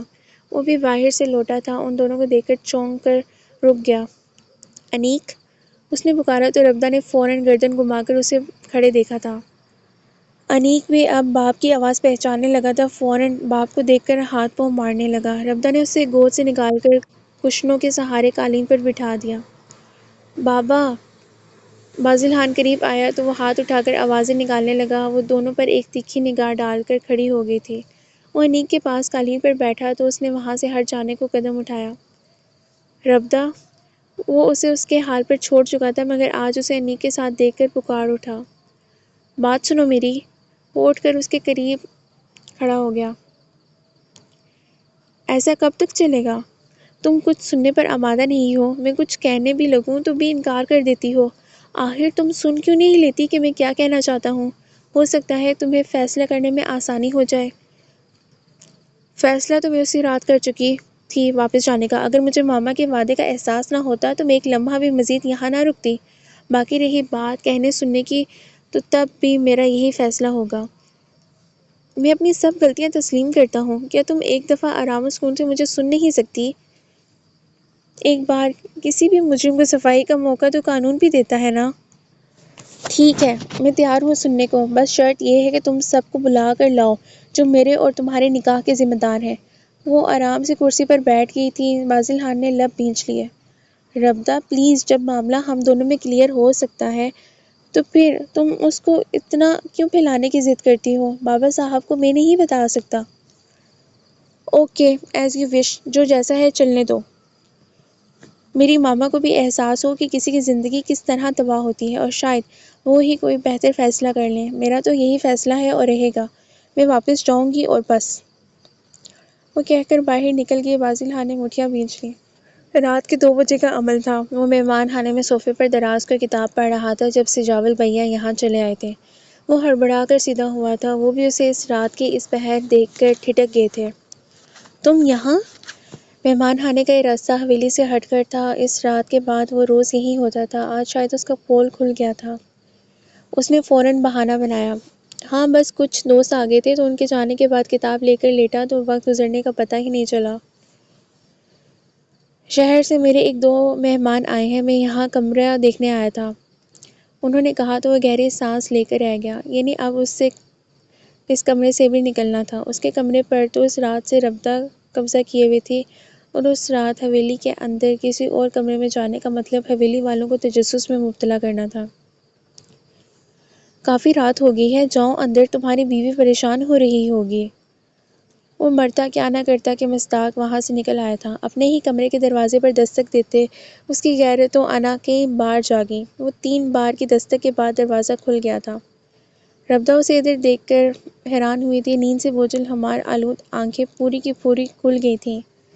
بازل خان نے فوراً اندر داخل ہو کر دروازہ لاک کر لیا۔ سجاول بھیا اس کے ساتھ ہی اندر آئے تھے۔ ساتھ والے کمرے انہی کا تھا۔ تم کیوں آئے ہو یہاں؟ نکلو یہاں سے۔ خواب کی کیفیت سے نکلی تو اس پر چڑھ دوڑی۔ ربدہ آہستہ، بھیا باہر ہیں۔ منہ پر انگلی رکھ کر اسے فوراً ٹوکا۔ تو میں کیا کروں؟ تم فوراً یہاں سے نکلو۔ وہ اسے بستر کی طرف بڑھتے دیکھ کر ایک دم ہتے سے ہی اکھڑ گئی۔ بازل خان نے اسے گھور کر دیکھا مگر نگاہیں گویا اس کے وجود سے چپک گئی تھیں۔ جدید تراش کے گرم سوٹ میں وہ اپنے وجود کی تمام تر خوبصورتی لیے اس کی نگاہوں کو حیرہ کر گئی تھی۔ دوپٹے سے بے نیاز وجود وہ اسے پہلی بار بغور دیکھ رہا تھا۔ حتیٰ کہ وہ اس کے پاس اغوا کے بعد کتنے دن رہی تھی تب بھی اس نے اس کی ذات پر توجہ نہ دی تھی، اور اب اس نے ایک بھرپور نگاہ اس پر ڈالی۔ ربدہ اس کی نگاہ سے اپنی جگہ سن کھڑی رہ گئی مگر اگلے ہی پل غصے سے بل کھاتی رہ گئی۔ بازل خان، میں کیا کہہ رہی ہوں، تم ابھی اور اسی وقت یہاں سے نکل جاؤ۔ وہ اس کو مکمل طور پر نظر انداز کرتا بستر پر دراز ہو گیا، بالکل اسی جگہ جہاں وہ اس کی آمد سے پہلے سوئی ہوئی تھی۔ اس نے وہی کمبل اوڑھ لیا۔ بازل خان انتہائی بے بسی سے دیکھا مگر ادھر پرواہ کسے تھی؟ یہ میرا بھی کمرہ ہے، آرام سے لیٹ کر سو جاؤ۔ بڑے بھیا باہر ہیں اور میں نہیں چاہتا کہ حویلی والے متجسس ہوں۔ میں بس یہاں رات گزارنے آیا ہوں، زیادہ چلانے یا شور کرنے کی ضرورت نہیں۔ بیڈ کی دوسری طرف اسے بھی لیٹ جانے کا اشارہ کرتے اس نے کمبل سر تک تان لیا تھا۔ اگر تم نہیں گئے تو میں شور مچا دوں گی، اس نے دھمکی دی۔ ضرور، اس کے بعد جو میں سلوک تمہارے ساتھ کروں گا وہ بھی ذہن میں یاد رکھنا۔ تم میری بیوی ہو، بہت سے لوگوں کی موجودگی میں میں تم سے نکاح کر کے لایا ہوں، یہ مت بھولنا۔ ربدہ گنگ سی کھڑی رہ گئی۔ بازل خان کی بات کا مفہوم سمجھنا قطعی مشکل نہ تھا۔ وہ دوبارہ کمبل سر تک تان چکا تھا۔ اس نے بے چارگی سے اس جگہ دیکھا جہاں وہ کچھ پل قبل گہری نیند میں تھی۔ عجلت میں اٹھ کر دروازہ کھولتے دوپٹہ وہیں رہ گیا تھا جو اب بازل خان کے وجود تلے دب گیا تھا۔ ایک بے بس نگاہ اس پر ڈالتے الماری سے چادر نکال کر صوفے پر جا بیٹھی۔ اب نیند ہانک آنی تھی اور بستر پر وہ بھلا کیسے جا لیٹتی؟ اس کو مارے بے بسی کے رونا آنے لگا تو گھٹنوں میں منہ دیے سسکیاں روکیں۔ ماما ابھی تک اپنی ضد پر قائم تھی۔ ان سب کے ویزے تیار ہو کر آ گئے تھے، صرف سیٹیں کنفرم ہونا تھیں۔ ماما نے اس سے ذکر نہیں کیا تھا مگر اس کی وہی ضد تھی۔ وہ اس معاملے کو کسی طور پر سلجھانے پر آمادہ نہ تھی۔ کئی بار بی بی جان نے بھی بات کرنا چاہی تو اس نے ان کی بات ہی سننے سے انکار کر دیا۔ دوسری طرف ماما کے رویے سے ناراض ہو کر اس نے ادھر بھی کال کرنا بند کر دی تھی۔ اگر وہ لوگ کال کر بھی لیتے تو وہ 1 منٹ سے زیادہ بات نہ کرتی تھی۔ اس رات کے بعد بازل خان اب اس کمرے میں رہ رہا تھا اور بازل کی یہ حرکت اسے مزید طیش میں مبتلا کر رہی تھی۔ اس کے ذہن و دل میں ایک ہی بات طے تھی کہ یہ شخص اس کے اغوا اور باپ کی موت کا ذمہ دار ہے۔ وہ اسے زیادہ سمجھنا چاہتی تھی اور نہ ہی کچھ سننا چاہتی تھی۔ پھر حالات سدھرتے تو کیسے؟ انہی دنوں بی بی جان اور بابا صاحب کا عمرہ کے لیے جانے کا ارادہ بنا تو سجاول بھائی اور شائستہ کا بھی پروگرام بن گیا۔ کاغذات تو ان کے تیار تھے، بس ٹکٹس کروانی تھی۔ ان کے جانے کے بعد گھر میں وہ فضا اور بازل کے علاوہ بڑے بھیا کے بچے اور 7 بھائی رہ گئے تھے۔ وہ ہسپتال جاتے انی کو ساتھ ہی لے جاتی۔ اس تھوڑے سے دنوں میں ہی وہ اس سے بہت اچھی طرح مانوس ہو گیا تھا۔ بابا صاحب کے جانے کے بعد زمینوں کا سارا کام بازل اور سعد کے کندھوں پر آن پڑا تھا۔ وہ سارا دن وہیں گزار کر رات کے گھر لوٹتا اور پھر صبح سویرے ہی نکل جاتا تھا۔ آج بھی وہ 2-3 دنوں بعد لوٹا تھا۔ باہر فصل کے دن تھے اور بارشیں بھی ہو رہی تھیں۔ سردی میں ایک دم کئی گنا اضافہ ہو چکا تھا۔ اسے اتنے دن مسلسل باہر گزارتے زمینوں کا حساب کتاب دیکھتے شاید ٹھنڈ سی لگ گئی تھی۔ کل ساری رات بارش ہوئی تھی اور اب بھی گھر آتے آتے وہ بھیگ گیا تھا۔ وہ گھر آیا تو شکر کا سانس لیا۔ ربدہ ہسپتال گئی تھی ورنہ اس کی موجودگی بھی ایک ٹینشن کا سبب بنی ہوئی تھی۔ آج کل تھکاوٹ کی وجہ سے ویسے بھی جسم دکھ رہا تھا۔ وہ کپڑے بدل کر لیٹ گیا۔ نہ جانے رات کا کون سا پہر تھا، اس کی آنکھ کھلی تو جسم دکھ رہا تھا، بخار زور پکڑ چکا تھا۔ سارا نہ جانے کس احساس میں تھا، کچھ دیر پہلے وہ خوابوں میں اس کے ساتھ تھا اور آنکھ کھلنے پر بھی اس کا نام لبوں پر تھا۔ سارا۔ کمرہ روشن تھا، کوہنیوں کے بل اٹھتے اس نے دیکھا تو ربدہ کا چہرہ دکھائی دیا۔ وہ صوفے پر بیٹھی سارا کے نام پر چونک کر اسے دیکھ رہی تھی۔ بازل خان کا ذہن حال میں لوٹا تو ایک گہری سانس لے کر رہ گیا۔ سر درد سے پھٹ رہا تھا۔ ایسی حالت میں سارا اس کا بہت خیال رکھتی تھی، بالکل چھوٹے بچوں کی طرح ٹریٹ کرتی تھی، اور اب سارا نہیں تھی۔ آج وہ اس سے رہ رہ کر یاد آ رہی تھی۔ اس کے ہاتھوں کا لمس پیشانی پر محسوس کرتے ہی وہ ساری تکلیف بھول جاتا تھا۔ ربدہ سے تو عام حالات میں کسی نیکی کی امید نہ تھی، آج تو وہ بیمار تھا۔ ربدہ، کسی کو باہر سے بلوا دو، کسی ملازم وغیرہ کو۔ سر دباتے اس نے کہا، آپ کی اطلاع کے لیے عرض ہے کہ اس وقت رات کے 2 بج رہے ہیں اور آپ کی خدمت کے لیے اس وقت کوئی بھی نہیں جاگ رہا۔ پتہ نہیں کیسی ڈاکٹر تھی، وہ تکلیف سے بے حال تھا اور اس کو قطعی پرواہ نہ تھی، شوہر نہ سہی انسانیت کے ناطے ہی دیکھ سکتی تھی۔ اس حالت میں سارا اس کے کیسے ناز اٹھاتی تھی، وہ سوچ کر رہ گیا۔ ایک دم سارا شدت سے یاد آئی۔ ربدہ نے نگاہ پھیر کر دیکھا۔ وہ تکیے پر سر رکھے آنکھیں بند کیے ہلکی ہلکی ضربیں پیشانی پر مار رہا تھا۔ نیند میں بھی وہ کرا رہا تھا۔ کئی بار جی چاہا کہ ہاتھ لگا کر دیکھ لے، چہرہ تو تپ رہا تھا بخار کی حدت سے، مگر پھر انا آڑے آگے۔ کچھ دیر گزری تو وہ بے چین سی ہو کر اسے دیکھنے لگی۔ وہ لب بھینچے شاید درد کو ضبط کر رہا تھا۔ اس کے اندر پکڑ دکڑ شروع ہو گئی۔ وہ اس سے بے شک نفرت کرتی تھی، مگر اس سے پہلے ایک ڈاکٹر بھی تھی اور اس کا دل نرم پڑنے لگا۔ نہ جانے وہ کتنی تکلیف میں تھا، اس نے سوچا۔ سارا۔ وہ کروٹ بدل گیا، اس کراہ نے اسے اندر سے جھنجھوڑ ڈالا تھا۔ وہ ایک دم صوفے سے اتری تھی۔ جب سے بازل نے کمرے میں ڈیرا جمایا ہوا تھا، وہ صوفے پر ہی سوتی تھی۔ کیا ہوا ہے؟ بستر کے قریب آ کر جھک کر اس کی کلائی پر ہاتھ رکھا تو بازل خان نے حیران ہو کر اپنی سرخ انگارہ آنکھوں سے اسے دیکھا۔ کچھ نہیں، تم جاؤ، جا کر سو جاؤ۔ اپنی دہکتی کلائی کھینچ کر وہ اگلے ہی پل کٹھور بن گیا تھا۔ ربدہ کو بہت سبکی کا احساس ہوا۔ دل چاہا کہ اپنے ہمدردانہ جذبات اور اس شخص دونوں پر 1000 بار لعنت بھیجے اور جا کر سو جائے۔ کیا مجھے اس شخص کو اس حالت میں چھوڑ کر نیند آ جائے گی؟ ہمدردی ایک بار پھر عود آئی۔ وہ خاموشی سے میڈیکل باکس لے آئی۔ تمہیں تو بہت تیز بخار ہے، اس کی پیشانی کو چھوتے ہوئے کہا، اور اب کی بار بازل خان چاہنے کے باوجود اس کے ہاتھ نہ جھٹک سکا۔ ربدہ کے سرد ہاتھ کے لمس نے اس کے اندر سکون کی ایک لہر اتار دی تھی۔ کیا تم بارش میں بھیگتے رہے ہو؟ اسٹیتھوسکوپ سے سانس کی آمد و رفت چیک کرتے چونک کر اسے دیکھا۔ وہ بغور اس کا چہرہ دیکھ رہا تھا۔ اس وقت اس کے چہرے پر نفرت کا شائبہ تک نہ تھا، فکر مندی تھی۔ وہ تلخی سے مسکرا دیا۔ کیا فرق پڑتا ہے؟ ربدہ نے حیرت سے اسے دیکھا۔ وہ اسے ہی دیکھ رہا تھا، نہ جانے اس کی آنکھوں میں ایسا کیا تاثر تھا کہ وہ فوراً پلکوں کی چلن گرا گئی تھی۔ تمہاری سانس بہت اکھڑی ہوئی ہے، شاید ٹھنڈ لگ گئی ہے۔ کانوں سے اسٹیتھوسکوپ ہٹا کر باکس کھول کر مطلوبہ دوائی نکالنے لگی تھی۔ تم نے تو رات کا کھانا بھی نہیں کھایا، تم پہلے کچھ کھا لو، میں کھانا لاتی ہوں، پھر میڈیسن لے لینا۔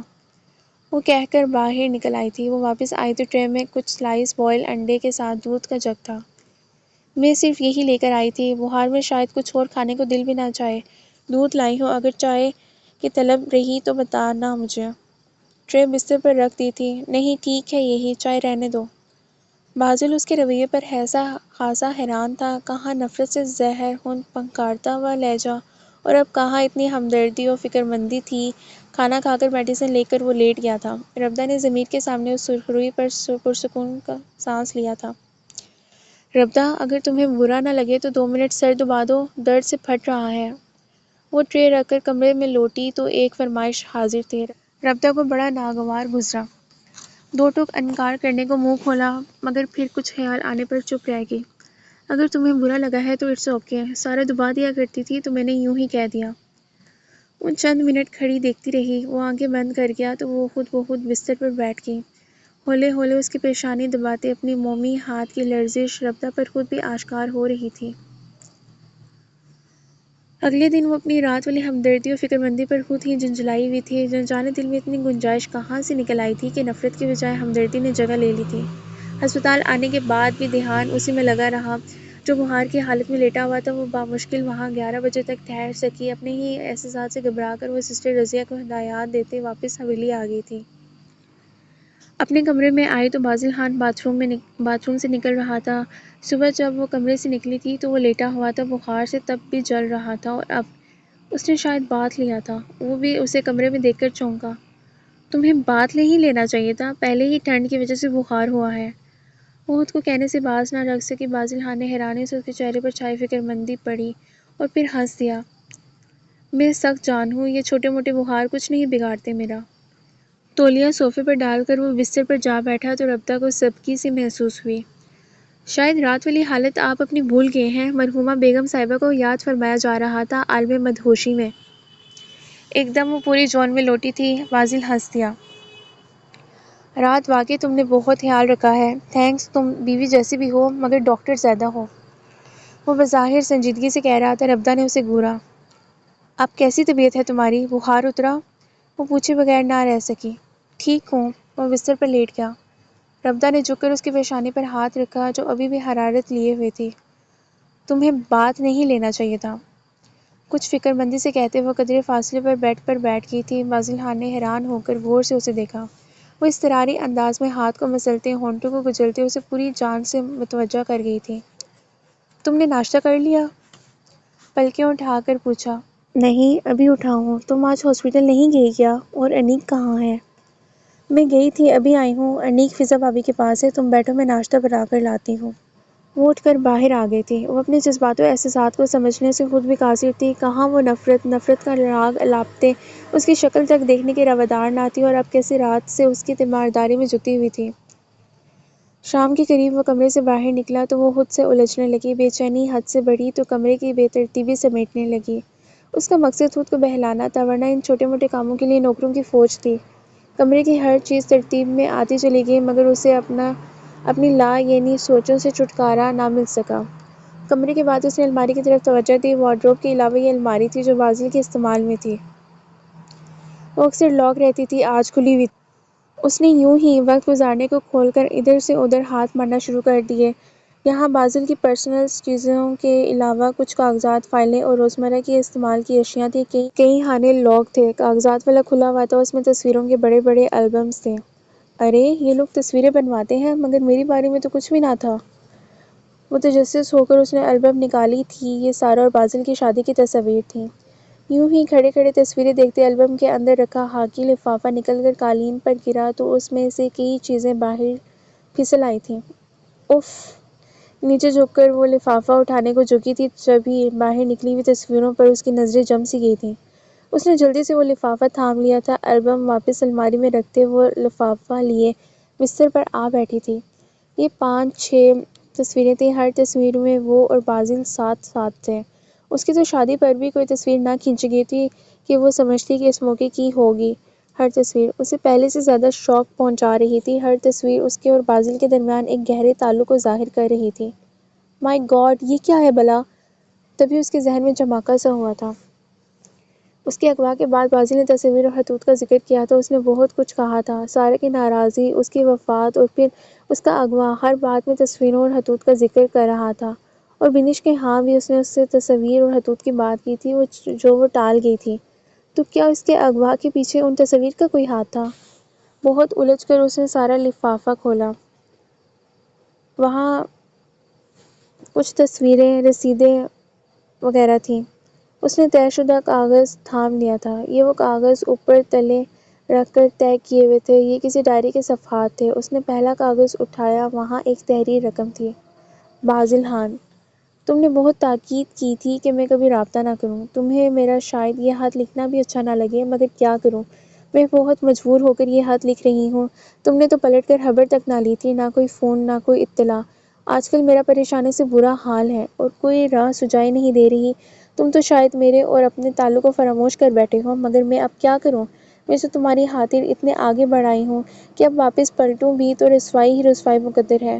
تم ایسے حالات میں مجھے بیچ مجدہار میں تنہا کیسے چھوڑ سکتے ہو؟ یہ خط اسی تعلق کی یاد دہانی کے لیے ہے۔ میں اب اپنے اور تمہارے تعلق کو کوئی ٹھوس اور قانونی نام دینا چاہتی ہوں۔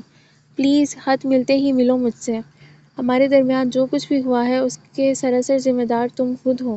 اگر تم نے مجھ سے رابطہ نہ کیا تو تم جانتے ہو تمہاری حویلی تک آنا میرے لیے ناممکن نہ ہوگا۔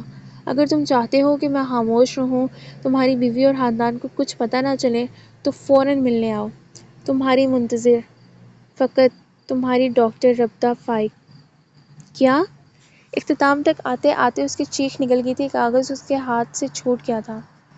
خط کا متن سمجھنے کے باوجود وہ کچھ بھی سمجھنا نہیں چاہتی تھی۔ یہ تحریر اس کی تھی نہ ہی رائٹنگ، بس اس کا نام تحریر میں تھا۔ وہ کچھ بھی نہ سمجھ پائی تھی۔ اس نے خط اٹھا کر کئی بار پڑھا، مگر آخر میں نام اسی کا تھا۔ اس نے دوسرا کاغذ کا ٹکڑا تھام لیا۔ ڈیئر بازل خان، میرے پہلے خط کے جواب میں تم نے میرے ساتھ جو سلوک کیا ہے، یہ اس کا ری ایکشن ہے۔ میں تمہاری بیوی کو بتاؤں گی اور تمہارے نام نہاد خاندان کو بھی۔ اب میری نفرت و انتقام سے تمہیں کوئی نہیں بچا سکتا۔ یہ تصویریں بھیج رہی ہوں، ایسی ہی تصویریں تمہاری بیوی کو بھی مل جائیں گی۔ مجھے استعمال کر کے بڑے نقصان کا سودا کیا ہے تم نے، اب اس کا انجام بھی دیکھو۔ فقط تمہاری ڈاکٹر ربطہ فائق۔ مائی گاڈ!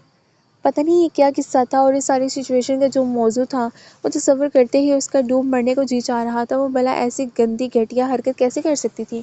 وہ ایسی گندی گفتگو سوچ بھی نہیں سکتی تھی۔ کجا کے ہاتھ میں لکھنا، وہ سارا کچھ دوبارہ لفافے میں ڈال کر اسے سرہانے تلے رکھ کر سر پکڑ کر بیٹھ گئی تھی۔ اب اسے اصل صورتحال صرف بازل خان ہی بتا سکتا تھا، اور وہ شدت سے بازل خان کے آنے کے منتظر تھے۔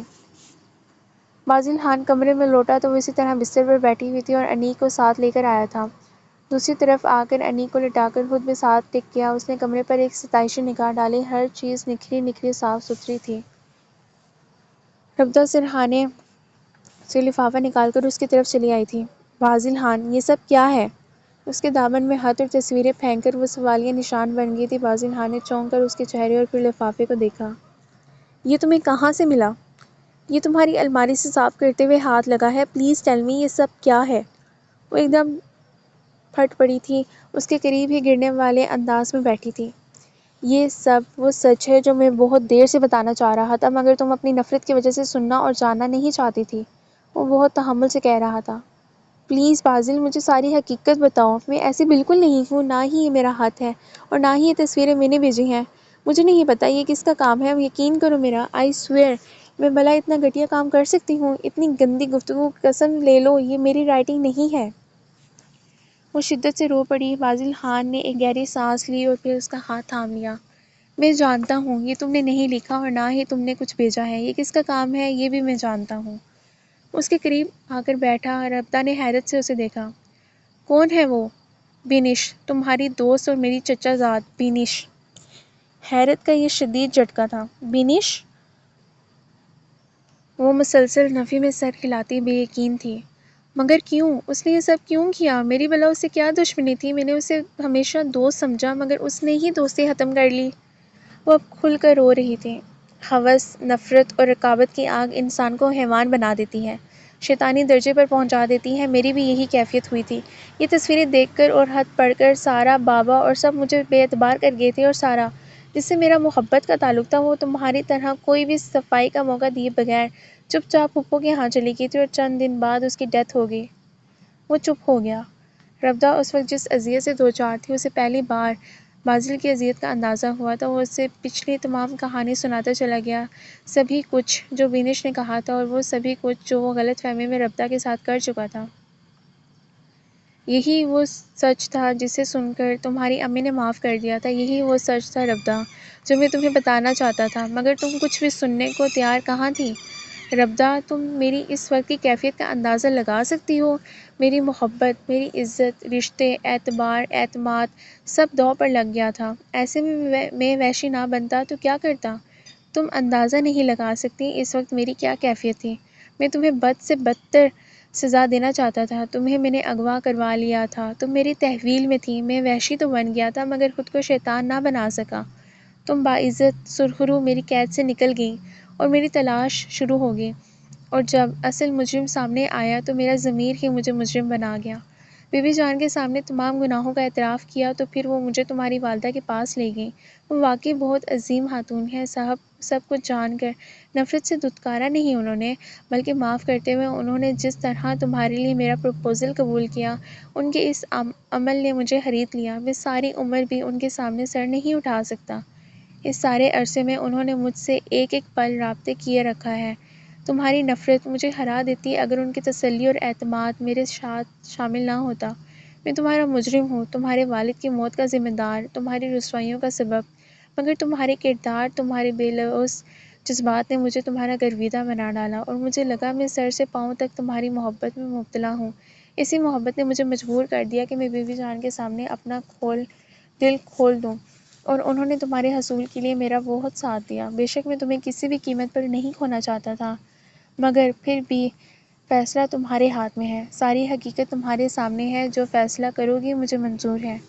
وہ خاموش ہو گیا تھا۔ بازل خان، یہ سب ربطہ کے لیے برداشت کر لینا بہت مشکل تھا۔ ایک دم نڈھال سے انداز میں بازل کے دونوں ہاتھ تھام کر اپنا تر چہرہ اس پر رکھتے وہ پھر شدت سے پھوٹ پھوٹ کر رو دی تھی۔ اس دعوت میں ماما شارکا، اس کا شوہر، اور نعمان صوبان کے علاوہ شمسہ اور فائز بھی تھے۔ شادی کے بعد پہلی بار وہ سب لوگ اس کے پاس آئے تھے۔ وہ بے پناہ خوش تھی، اس کے ارد گرد بے پناہ محبتیں تھیں۔ اپنی خود ساختہ نفرت کے ہول سے نکل کر دیکھا تو یہاں سبھی اپنے تھے، تو پھر وہ دل کی کدورت کیوں رکھتی؟ وہ ماما کے فیصلے پر دل و جان سے راضی تھی۔ ماضی میں بازل خان نے جو بھی کیا، مگر وہ اس وقت اس کا حال اور مستقبل تھا۔ وہ اپنے تمام گناہ قبول کرتے سزا کا منتظر تھا، اور اس نے ماما کی طرح اسے معاف کر دیا تھا۔ اسی کے ساتھ ہمیشہ ہمیشہ کے لیے رہنے کو تیار تھی۔ اس وقت وہ فضا اور شائستہ بھابھی کے ساتھ بیٹھی دعوت انجوائے کر رہی تھی، جبکہ باقی سبھی حویلی کے ہال میں کھانا کھا رہے تھے۔ جانتی ہو، بی بی جان نے اپنے عمرے کے بہانے تمہاری دعوت ولیمہ نپٹائی ہے۔ کھانا کھاتے بھابھی نے اسے چھیڑا تو وہ مسکرا دی۔ تبھی انیک رونے لگا تو وہ اسے اٹھائے باہر آ گئی۔ ماما اور باقی سب بی بی جان کے ساتھ ہی تھے۔ کدھر ہو؟ کب سے ادھر ادھر دیکھ رہا ہوں، نظر ہی نہیں آ رہی محترمہ۔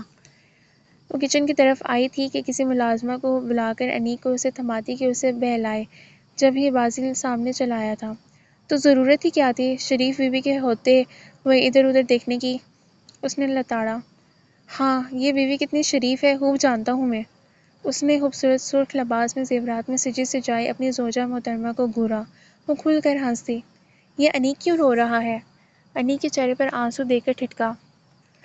یوں ہی موڈی سا ہو رہا ہے، کوئی کام تھا، کیوں ڈھونڈ رہے تھے؟ انیک کا چہرہ صاف کرتے کندھے سے لگا کر تھپ تھپاتے پوچھا۔ بی بی جان کے پاس اندر ہی تھی۔ آنٹی مما، ربدہ کی مما کہہ رہی تھیں کہ وہ تمہیں کل صبح واپس اپنے ساتھ لے کر جا رہی ہیں۔ وہ سمجھ گئی کہ جناب تک خبر پہنچ چکی تھی۔ ہاں، تو 2 دن بعد تو ماما لوگوں نے شارکا کے ساتھ چلے جانا ہے، پھر پتہ نہیں کب ملاقات ہوگی۔ میں جب سے ادھر آئی ہوں ایک بار بھی تو گھر نہیں گئی، اب ماما کے ساتھ جانا چاہتی ہوں، کچھ وقت گزارنا چاہتی ہوں۔ چلتے چلتے دونوں اپنے بیڈ روم میں آ گئے تھے۔ انیک کو بستر پر لٹا کر سنجیدگی سے بازل خان کو جواب دیا۔ اور تمہارے بغیر میں ادھر کیسے رہوں گا؟ کچھ خدا کا خوف کرو، کوئی نہیں جانا، جس دن ان لوگوں نے جانا ہوگا لے جاؤں گا۔ اس نے صاف انکار کر دیا۔ ہرگز نہیں، میں صبح ہی جاؤں گی، ذرا بھی خوف نہیں ہے آپ کو؟ اتنے دنوں سے ادھر ہوں، کسی نے جھوٹے منہ بھی نہیں کہا کہ جا کر مل آؤ یا کوئی لے ہی جائے۔ پچھلے چند دن میں دونوں کے درمیان تعلقات اس قدر خوشگوار پیمانوں پر استوار ہو چکے تھے کہ ڈھونڈنے سے بھی کوئی اندازہ ہی نہیں لگا سکتا تھا کہ کبھی دونوں کے درمیان شدید قسم کی نفرت پائی جاتی تھی۔ اس نے غصے سے کہا تو وہ مسکرا دی اور اسے کندھوں سے تھام کر خود سے قریب کرتے اس کا چہرہ اوپر اٹھایا۔ پتہ ہے ربدہ، مجھے لگتا ہے میں کوئی خواب دیکھ رہا ہوں، ابھی آنکھ کھولوں گا تو خواب ٹوٹ جائے گا۔ وہ جذباتی انداز میں کہہ رہا تھا۔ ربدہ نے جواباً اس کے بازو پر زور سے چٹکی کاٹی تو وہ بلبلا اٹھا۔ اف، کیا ہے؟ اسے گھورا تو وہ اطمینان سے کہنے لگی۔ ہوش میں لا رہی ہوں محترم، خواب اتنے دنوں پر محیط نہیں ہوتا۔ خدا سمجھے تمہیں، سارے رومانٹک موڈ کا ستیہ ناش کر دیا تم نے۔ وہ ہنس دی۔ آپ کا یہ رومانٹک موڈ تو 24 گھنٹے جاری رہتا ہے جناب۔ یہ دیکھیں اپنے اس لختے جگر نورِ چشم کو کیسے آنکھیں کھول کر دیکھ رہا ہے۔ کچھ تو شرم کر لیں، ابھی باہر سے آواز پڑ گئی تو سارا موڈ ختم ہو جائے گا۔ اتنا رومانس صحت کے لیے نقصان دہ ہوتا ہے۔ Control your self. خدا ایسی ظالم جلاد ڈاکٹر قسم کی بیوی کسی دشمن کو بھی نہ دے۔ اس نے ہاتھ اٹھا کر دہائی دی۔ اچھا، کل صبح پھر تم نہیں جا رہی ہے نا؟ پرسوں خود ہی لے جاؤں گا تمہیں، پرامس۔ بالکل بھی نہیں، آپ نے جانا ہے تو صبح ساتھ ہی چلیے گا، ورنہ میں نہیں رکوں گی۔ اس نے صاف انکار کر دیا۔ میری پیاری بیوی نہیں ہو، کل بالکل فری نہیں ہوں، کل بابا صاحب کے ساتھ کہیں جانا ہے۔ چلو پرومس شام واپسی ہوگی تو کل شام ہی چلیں گے۔ وہ اسے پھر کندھوں سے تھام کر کہہ رہا تھا۔ ربدہ بازل خان کو دیکھتے ہنس دی۔ مائی گاڈ، یقین نہیں آتا کہ آپ وہی بازل خان ہیں جن سے میری ملاقات انتہائی خراب سچویشن میں ہوئی تھی اور جس کے غصے کو دیکھ کر میں ڈر گئی تھی۔ وہ برملا حیرت کا اظہار کر رہی تھی۔ بازل خان نے اسے مسکراتے ہوئے خود سے اور قریب کر لیا۔ تم نے مجھے معاف کر دیا ہے نا؟ دل سے؟ ربدہ نے اسے سر اٹھا کر دیکھا۔ اگر معاف نہ کیا ہوتا تو اس وقت آپ کے اتنے قریب کھڑی نہ ہوتی، اور آپ اچھی طرح جانتے ہیں میں صرف زبان کی ہی صاف گو نہیں بلکہ دل کی بھی صاف گو ہوں۔ تھینکس ربدہ، جانتی ہو تمہاری اس معافی نے مجھے تمہارا کس قدر گرویدہ بنا ڈالا ہے۔ Really I love you, I swear. Bazil کے اس قدر والہانہ انداز پر وہ محبوب سی ہو کر رہ گئی۔ تم واقعی بہت اچھی لڑکی ہو۔ ربدہ کے ذہن میں چھن سے ہسپتال کے روم میں اسٹریچر زخمی لیٹے وجود کے منہ سے ادا کیا گیا فقرہ یاد آیا تھا۔ تو پھر کل آنٹی لوگوں کے ساتھ نہیں جا رہی نا؟ اس نے غصے سے اسے گھورا۔ اب اگر آپ نے نہ جانے والی بات کی تو سچی میری اور آپ کی بڑی زبردست قسم کی لڑائی ہو جائے گی، اور اب کی بار میں نے ماننا بھی نہیں ہے۔ انگلی اٹھا کر اسے وارن کیا۔